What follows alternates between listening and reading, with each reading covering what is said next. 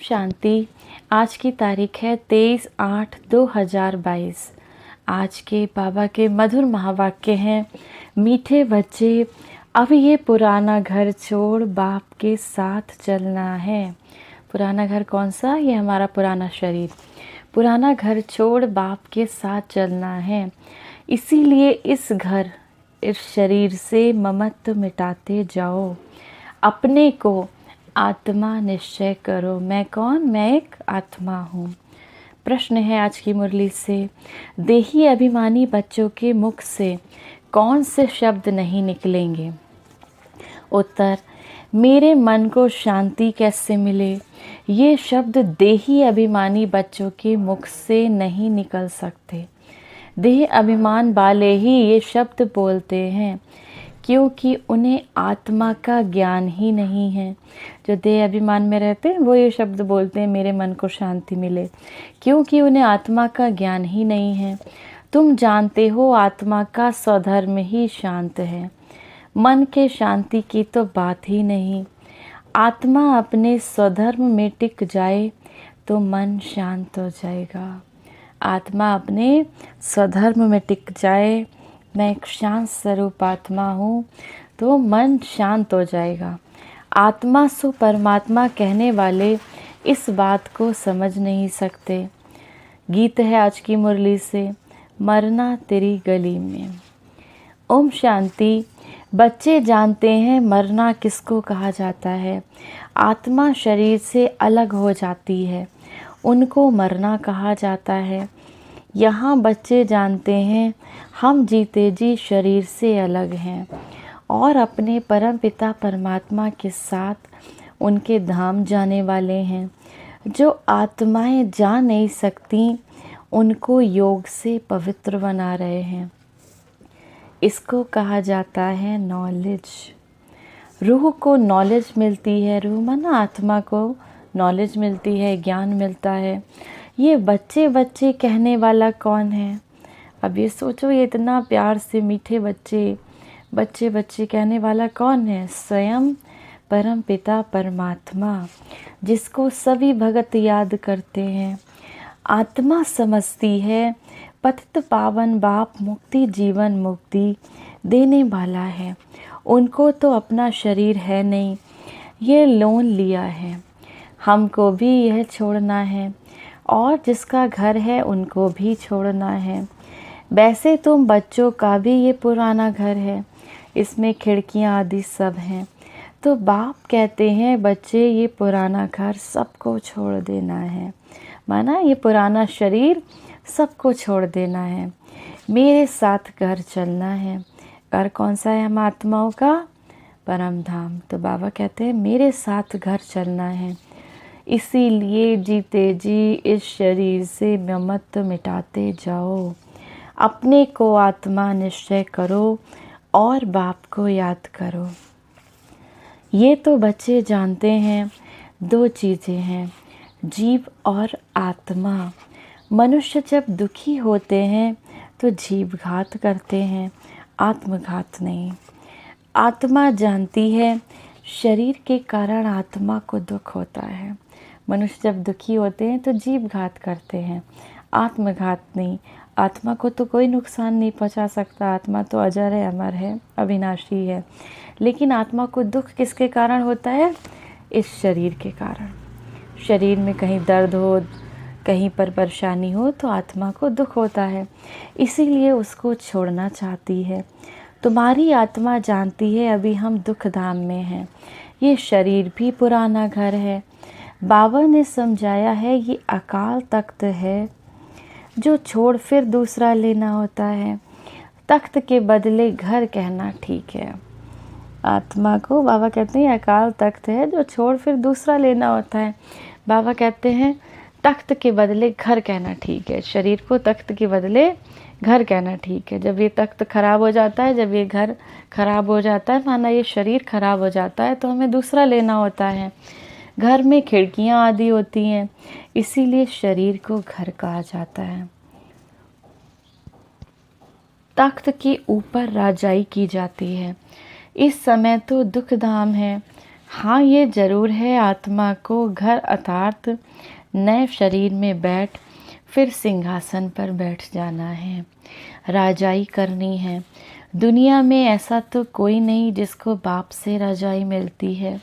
जब तक बाप ना आए तब तक बादशाही कैसे मिले।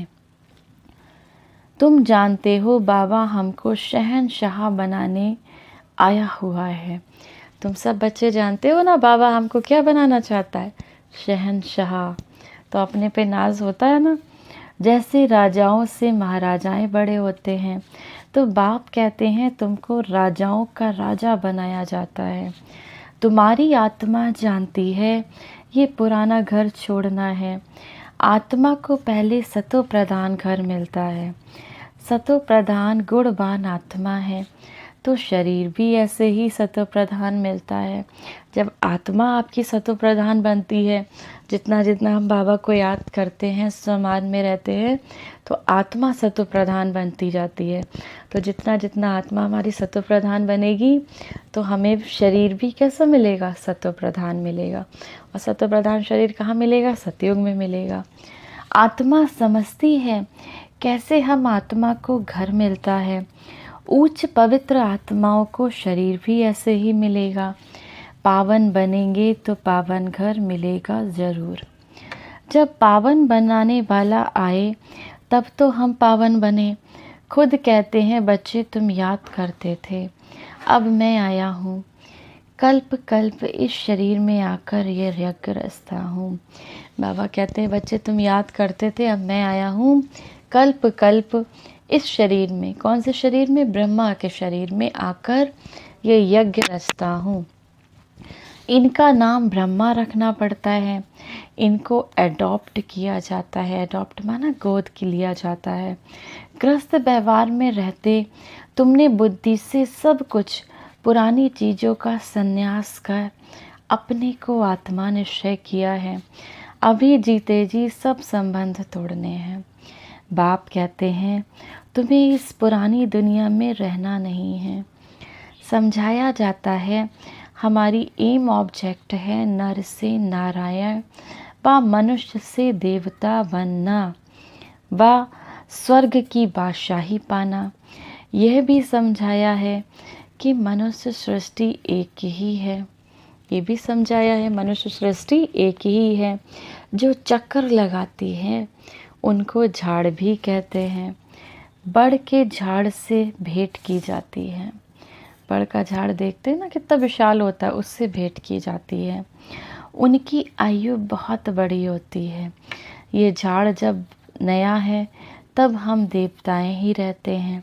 अभी तो पुराना हो गया, अब ये पुराना हो गया। ये झाड़ होता है ना, वृक्ष का झाड़, उसके रूप में बाबा ने हमको ज्ञान समझाया है। तो बाबा कहते हैं जब ये झाड़ नया नया वृक्ष होता है तब हम देवताएं थे, जब ये पुराना हो गया है। इसमें सब गरीब हैं, पाई पैसे का व्यापार करते हैं। अभी तुम बच्चे ज्ञान रत्नों का व्यापार करते हो। बाप से रतन ले फिर औरों को देते हो। अब तुम्हारी श्रेष्ठ हीरे जैसी बुद्धि बनती है। तुम्हारा व्यापार ही है ज्ञान रत्नों का। ज्ञान रत्नों के बाद फिर वह रतन भी तुमको अथाह मिलते हैं। ज्ञान रतन के बाद फिर वह रतन भी तुमको अथाह मिलते हैं। गाया हुआ भी है सागर हीरे जवाहरों की थाली ले तुम्हारे आगे भेंट रखते हैं। बाबा कहते हैं गाया हुआ भी है सागर हीरे जवाहरों की थाली ले तुम्हारे आगे भेंट रखते हैं। तुम अब पढ़ाई और पढ़ाने वाले को जान गए हो। पढ़ाई कौन सी है जो हम पढ़ रहे हैं इस समय, पढ़ाने वाला कौन है, परमपिता परमात्मा शिव। तो हम दोनों को जान गए हैं। बरोबर हमारा परमपिता परमात्मा ज्ञान रत्नों का सागर है, जिसको रूप बसंत भी कहा जाता है। आत्मा ज्ञान रत्नों का मुख से वर्णन करती है। तुम्हारा धंधा ही यह है। तुम अमृत वेले उठ ये ज्ञान रत्नों का धंधा करो। प्रभात अच्छी होती है, सुबह अच्छी होती है। कहते हैं राम नाम सिमर प्रभात मोरे मन। राम नाम सिमर प्रभात मोरे मन। मेरे मन सुबह सुबह तू राम का नाम सिमर। ये आत्माओं ने कहा है। मन बुद्धि आत्मा में है। मन बुद्धि कहाँ है? आत्मा में। मनुष्य देह अभिमान में रहते हैं तो कहते हैं मन मेरा शांत नहीं होता, जैसे कि शरीर में मन है। परंतु आत्मा कहती है मेरे मन को, बुद्धि को ज्ञान नहीं है, मुझे शांति चाहिए। वह अपने को आत्मा समझते नहीं। जो मनुष्य कहते हैं मेरे मन को शांति चाहिए, वह अपने को आत्मा समझते नहीं। शांत व अशांत आत्मा होती है। आत्मा कहती है मैं अशांत हूँ, मैं शांत आत्मा हूँ। देह अभिमान वाला कहेगा हमारे मन को शांति कैसे मिले। मन क्या है वह भी समझते नहीं। आत्मा को शांति मिलती है बा आत्मा के मन को। बाबा पूछते हैं आत्मा को शांति मिलती है बा आत्मा के मन को। पहले तो आत्मा को जानना पड़े। आत्मा का स्वधर्म ही है शांति। आत्मा का स्वधर्म क्या है? शांत स्वरूप है। ये शरीर तुम्हारे ऑर्गन्स हैं। ये शरीर तुम्हारे ऑर्गन्स हैं। इनसे चाहे काम लो, चाहे स्वधर्म में टिको। सन्यासी भी इस बात को नहीं जानते। वह तो कह देते आत्मा सो परमात्मा, परमात्मा सो आत्मा। परंतु ताकत कैसे मिले जो शांति में रह सके? जब बाप को याद करें तभी ताकत मिले। सिर्फ शांति से भी कोई फ़ायदा नहीं। वह समझते हैं हम आत्मा सो परमात्मा। हम आत्मा परमात्मा के लोक में चली जाएंगी और कुछ भी नहीं जानते। पुनर्जन्म को ही भूल जाते हैं। 84 जन्मों को भी भूल जाते हैं। बाप सम्मुख समझाते हैं। बाप आपके बहुत सम्मुख समझाते हैं। तुम समझते हो अभी हमें शिव बाबा के गले का हार बनना है। गले का हार बनना है सब बच्चों को बाबा के। तो बाबा कहते हैं तुम बच्चे जानते हो, समझते हो, हमें अभी बाप के गले का हार बनना है। हम असल उस बाप के गले का हार थे। अब नाटक पूरा होता है। नाटक में एक्टर खेलते भी रहते हैं और टाइम भी देखते रहते हैं। अभी नाटक पूरा होता है, बाकी इतना टाइम है। टाइम पूरा हुआ, सब एक्टर आकर खड़े हो जाते हैं, फिर ड्रेस बदली कर घर चले जाते हैं। हूबहू तुम्हारा भी ऐसे ही पार्ट है। जैसे नाटक पूरा होता है फिर अपना ड्रेस बदल कर घर चले जाते हैं, ऐसे ही तुम्हारा भी पार्ट है। तुमने ये शरीर रूपी ड्रेस लिया हुआ है। जब ये नाटक पूरा होगा तब तुम भी अपने घर कहाँ? परम धाम चले जाओगे। बाप आया है लेने लिए, ये प्रश्न ही नहीं उठता आत्माएं वहाँ होंगी व नहीं। हमारा काम है वर्षा लेना। ज़रूर आत्माएं होंगी तब तो आती रहती हैं, वृद्धि को पाती रहती हैं, अभी भी आती रहती हैं। तब तो बर्थ कंट्रोल आदि करते हैं। अभी भी आत्माएं, कितनी आत्माएं जन्म ले रही हैं, वृद्धि को पाती रहती हैं। तो बाबा कहते हैं तब तो बर्थ कंट्रोल करते हैं, जन्म पर कंट्रोल करते हैं। आत्माओं को वहाँ से स्टेज पर आना ही है, फिर बर्थ कंट्रोल क्या करेंगे? जो कुछ बची कुची आत्माएं हैं सब आएंगी। इसीलिए तो वृद्धि होती रहती है, वृद्धि होनी ही है। यह तुम बच्चों को पता है। जो कुछ पिछाड़ी वाले रहे हुए होंगे वह आते जाएंगे। जैसे मच्छर देखो रात को आए और सुबह को देखो तो सब मरे हुए होंगे, परंतु उसका कोई हिसाब किताब थोड़ी है। ये जो बड़े बड़े साइंसदान हैं वह कितना माथा मारते रहते हैं, खोज करते रहते हैं। वैज्ञानिक कितना माथा मारते हैं, कितनी खोज करते रहते हैं दिन रात। जैसे ज्ञान की ऊंचाई है तो माया भी कम नहीं। देखो आसरी मत पर क्या क्या बना रहे हैं, कितने बड़े बड़े बॉम्ब्स बना रहे हैं, कितनी बड़ी बड़ी मिसाइलें बना रहे हैं। किस लिए बना रहे हैं? एक दूसरे के ऊपर फेंकने के लिए।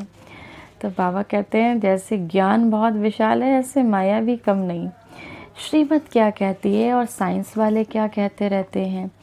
सुख भी है तो इन चीज़ों से विनाश भी होना है। साइंस और साइलेंस। तुम सदैव बाप को याद करते रहते हो साइलेंस में। उनको फिर साइंस का कितना घमंड है, कितने एरोप्लेन बारूद आदि हैं। साइंस पर साइलेंस की विजय होती है। कई कहते हैं मन जीते जगत जीत, परंतु माया जीते जगत जीत कह सकते हैं। आत्मा अशरीरी हो बाप के पास चली जाएगी। कहते हैं मन में संकल्प विकल्प ना आए। बाबा कहते हैं मन में संकल्प विकल्प ना आए। बाप कहते हैं ये तो ज़रूर आएंगे। बाबा से बच्चे कहते हैं बाबा मन में संकल्प विकल्प कुछ ना आए। तो बाबा कहते हैं मन में संकल्प विकल्प तो ज़रूर आएंगे। माँ में कम याद करो, सिर्फ एक मुझे याद करो। बार बार बाबा हर मुरली में ये समझाते हैं, सिर्फ एक मुझे याद करो। हम आत्मा अपने साइलेंस होम मुक्ति धाम में जाती हैं, पियर घर जाती हैं। बुद्धि में यही रहता है बाबा आया है हमको ले जाएंगे। गाइड बाबा ही है। कहते हैं मेरे लाडले बच्चे मैं तुमको साथ ले जाऊंगा। कोई ने भी घर का रास्ता नहीं देखा है, अगर एक ने देखा हो तो बहुत देख लें। वह जाना भी सिखलाएं। यहाँ से मनुष्य तंग होकर कहते हैं जाएं। बाबा ने कहा घर का रास्ता किसी ने नहीं देखा है, घर कौन सा है हम आत्माओं का परम धाम। तो बाबा कहते हैं अगर एक ने देखा तो बहुत देख ले, वह जाना सिखलाएं। तो यहाँ जब मनुष्य तंग हो जाते हैं तो क्या कहते हैं, अब इस दुनिया को छोड़ दें, इस पुरानी दुनिया को छोड़ देना चाहते हैं, हम शरीर को छोड़ देना चाहते हैं। सतयुग में ऐसे थोड़े ही कहेंगे, वहाँ तो सुख ही सुख है। सुख धाम को सब याद करते हैं। बाप कहते हैं मैं सबको ले जाऊंगा। मच्छरों के सदृश वह सिर्फ कह देते हैं बौद्ध की आत्मा निर्वाण धाम गई। अगर वह चला गया तो बाकी सब उनकी इतनी वंशावली कैसे जाएगी। कोई जा नहीं सकते, मैं तो जा सकता हूँ ना, मैं आता ही हूँ ले जाने के लिए। बाबा आते ही हैं हम सब बच्चों को घर ले जाने के लिए, परम धाम ले जाने के लिए। सतयुग में तो कितने थोड़े होते हैं, सतयुग में कितने होते हैं, कितनी आत्माएं सतयुग में होती हैं, 9 लाख होती हैं। तो बाकी सब आत्माएं कहाँ रहेंगी, बाकी सब आत्माएं परम धाम में रहेंगी। तो वो 9 लाख बच्चे बाबा के जिन्होंने बहुत अच्छा पुरुषार्थ किया है, जिन्होंने बाबा की श्रीमत पर चले हैं, वही सतयुग में आएंगे। तो बाबा कहते हैं सतयुग में कितने थोड़े होते हैं, इस समय तो आत्माएं कितनी अथाह हैं, मच्छरों सदृश हैं। सबको ले जाना है एक बाप का ही काम है। बाप कहते हैं मेरे गले का हार बनने से फिर विष्णु के गले का हार बनेंगे, गिरेंगे भी पहले। वह पुजारी बनते हैं तब रावण के गले का हार बनते हैं। आखिरीन ये हालत हो जाती है, आखिर में ये हालत हो जाती है। तुम जानते हो हम आधा कल्प सुख में आधा कल्प दुख में रहते हैं। रावण के गले का हार पहले पहले देवी देवता धर्म वाले बनते हैं। रावण के गले का हार सबसे पहले पहले कौन बनते हैं, जो देवी देवता वाले धर्म के होते हैं। और धर्म वाले आएंगे, फिर और धर्म वाले भी आएंगे, वह भी रावण के गले का हार बनेंगे। अंत में सभी के रावण के गले का हार बन जाते हैं। ये ड्रामा का खेल ऐसा बना हुआ है जो सिवाय बाप के और कोई समझा ना सके। पॉइंट्स तो बहुत मिलती हैं समझाने के लिए। नट शेल में कहा जाता है एक बाप को याद करो। पतित दुनिया को कैसे पावन बनाते हैं, फिर गले का हार पहले पहले कौन बनते हैं, ये बुद्धि में रहना चाहिए। बरोबर हम असल में अपने बाप के गले की माला हैं। फिर बाबा हमको सूर्यवंशी चंद्रवंशी बनाते हैं, फिर रावण का राज्य होता है। ये सृष्टि चक्र कैसे फिरता है ये सब तुम जानते हो नंबर बार। ये सब तुम बच्चे जानते हो नंबर बार। स्कूल में सब सब्जेक्ट में 100 मार्क्स तो कोई नहीं लेते हैं, भाई कोई ऐसा बच्चा थोड़ी ना होता है जो सारे सब्जेक्ट में 100 मार्क्स ले ले। तो बाबा कहते हैं स्कूल में सब सब्जेक्ट में 100 मार्क्स तो कोई नहीं लेते हैं। हाँ, कोई एक सब्जेक्ट में 100 मार्क्स मिल सकती है, इसमें भी मार्क्स हैं। दैवी गुण धारण करना कितनी बड़ी सब्जेक्ट है, कितना बड़ा विषय है दैवी गुण धारण करना। सारे चक्र का राज भी समझाना है। कोई में गुण कम है, मुरली अच्छी चलाते हैं। नंबर वार तो होते ही हैं ना। बाबा कहते कोई में गुण कम है लेकिन मुरली अच्छी चलाते हैं। जो पास होते हैं वह गले का हार बनते हैं। बाप तो परफेक्ट है, उन जैसा परफेक्ट कोई हो नहीं सकता। वह तो जन्म मरण में आता ही नहीं। तुम्हारी बुद्धि में कितनी नई नई पॉइंट्स हैं जो और कोई की बुद्धि में बैठ नहीं सकती हैं। ये है गॉडली फादरली यूनिवर्सिटी। ये कैसी है? गॉड की फादरली यूनिवर्सिटी। भगवानुवाच, भगवान के वचन हैं, मैं राजयोग सिखलाता हूँ। समझ में आता है, भगवान के वाच्य हैं, भगवान के वचन हैं, मैं राजयोग सिखलाता हूँ। समझ में आता है भारत कितना अमीर था, अभी गरीब है। प्राचीन भारत बड़ा साहूकार था, उसको पैराडाइज कहते हैं। घर में कोई अच्छे कुल के होते हैं, गरीब बन जाते हैं तो उन पर तरस पड़ता है। कहेंगे बेचारा कितना गिर गया, फिर उसको चढ़ाने की कोशिश करते हैं। क्रिश्चियन लोगों ने भारत के पैसे बहुत लिए हैं, उस धन से खुद साहूकार बने हैं। भारत फिर गरीब हो गया, फिर मदद भी देंगे, लोन के हिसाब से मदद देते। मदद कैसे देते हैं? भारत का ही पैसा लिया, फिर भारत को लोन देकर उसकी मदद करते हैं। तुम जानते हो क्या हिसाब किताब है। कोई अच्छे हैं तो वह समझते हैं ये सब लेन देन का हिसाब ख़त्म होता है, परंतु प्रेरक कौन है ये कोई नहीं समझते। इन बातों को अभी तुम समझते हो। भारत रिलीजियस था, कितना माइट था, सारे विश्व के मालिक थे। पहला धर्म देवी देवता है जो बाप स्थापन करते हैं। अब सबसे गिरा हुआ है तो ज़रूर उसको मदद करेंगे। जब लड़ाई शुरू होगी तो खुद लड़ते भी रहेंगे, मदद भी करते रहेंगे। जब लड़ाई शुरू होगी तो लड़ते भी रहेंगे, एक दूसरे के कंट्री एक दूसरे की आपस में मदद भी करती रहेंगी। अब भी देखो देते रहते हैं, नहीं तो भारत भूखा मर जाए, परंतु कभी ऐसा हुआ नहीं। कैलेमिटीज़ माना आपदाएं तो आती रहेंगी, लड़ाई तब लगेगी जब पढ़ाई पूरी हो जाए। अभी पढ़ाई पूरी नहीं हुई है, अभी बाबा के बहुत सारे बच्चे हैं जिनको जहाँ तक ये ज्ञान पहुँचेगा। अभी तो पढ़ाई चल रही है, बाबा को पढ़ाना है। ब्रह्मा द्वारा आदि सनातन देवी देवता धर्म की स्थापना हो रही है। अच्छा, मीठे मीठे सिकिलदे बच्चों प्रति माता पिता बाप दादा का याद प्यार और गुड मॉर्निंग। रूहानी बाप की रूहानी बच्चों को नमस्ते।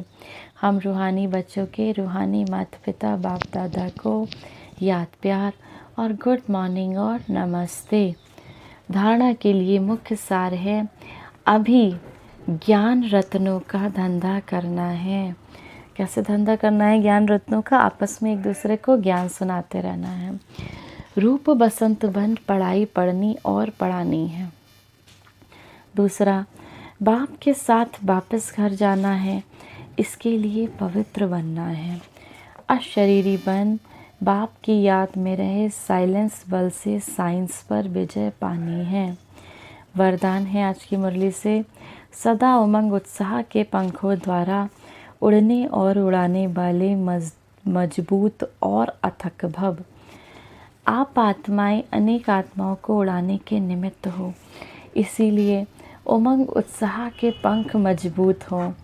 सदा इसी स्मृति में रहो कि हम ब्राह्मण विश्व के कल्याण के जवाबदार हैं, तो आलस्य और अलबेलापन सदा समाप्त हो जाएगा। जब देखेंगे बाबा ने हमें विश्व के कल्याण के लिए चुना है, तो अलबेलापन और आलस्य सदा ही समाप्त हो जाएगा, कभी भी थकेंगे नहीं। जिसमें उमंग उत्साह होता है वह अथक होते हैं, वह अपने चेहरे और चलन से सदा औरों को भी उमंग उत्साह बढ़ाते हैं।